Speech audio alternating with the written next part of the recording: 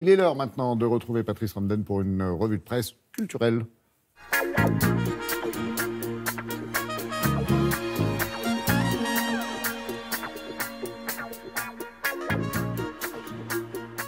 Patrice, bonjour. On est le 8 mars et ça doit se ressentir, oui, non? Culturelle et féminine, forcément, Oui. la revue de presse. Alors, dans les pages culturelles, on parle pas mal des femmes. Ce matin, la ministre de la Culture cherche des compositrices.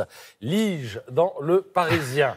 Alors, l'explication, c'est qu'elle veut que les femmes soient mieux représentées dans la programmation des concerts et des festivals classiques, où on entend quoi? Mozart, Bach, Beethoven, Mais Anna Chopin, Magdalena. Beethoven. Ouais. Bon, en même temps, c'est les meilleurs. Oui, non, Pas ça, se ils ont eu mentir. des femmes aussi qui savaient écrire la musique. Oui, hein. alors justement, on va en parler parce que, bon, les opéras, c'est 2% des partitions seulement qui ont été signées par des femmes.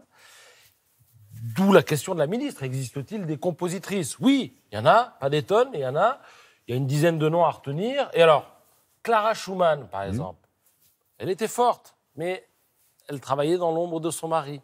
Elle a fait, paraît-il, un concerto pour piano qui est remarquable. Je vais me le procurer en sortant de ce studio.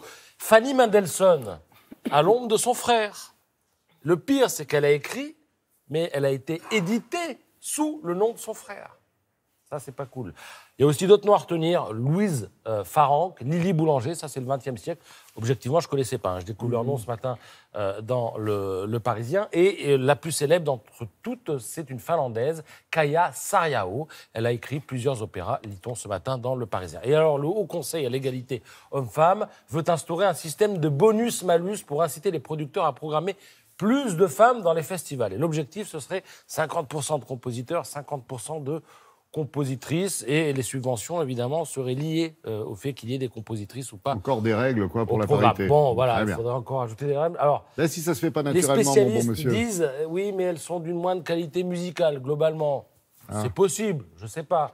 Un génie méconnu, ça n'existe pas. Donc, peut-être qu'on devrait ne pas forcer les gens, mais voilà, une petite prime, mais 50%, c'est peut-être trop. Enfin, voilà, bon, à lire dans le Parisien ce matin. Le Parisien, où vous lirez que le festival de Méjean, qui a lieu à Arles, on ne s'est jamais préoccupé des compositrices. Or, il se passe que ce festival était celui de Madame Françoise Nyssen, aujourd'hui ministre de la Culture. Voilà.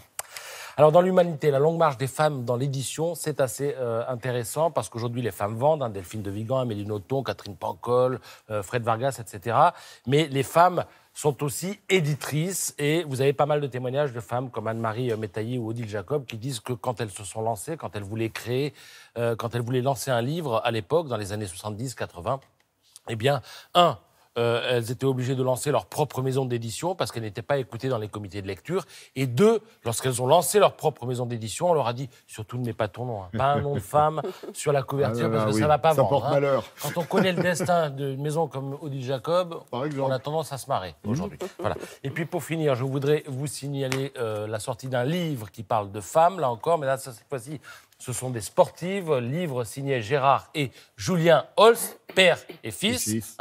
Intitulé « Les 100 histoires de légende du sport féminin ». Vous apercevez Laure Manodou, on aperçoit en haut Laura Flessel, qui est aujourd'hui ministre des Sports. On a aperçu également Jeannie Longo. Il y a de très belles photos et du très bon texte. C'est normal, c'est signé Holst. Voilà. Oui, c'est du Gérard.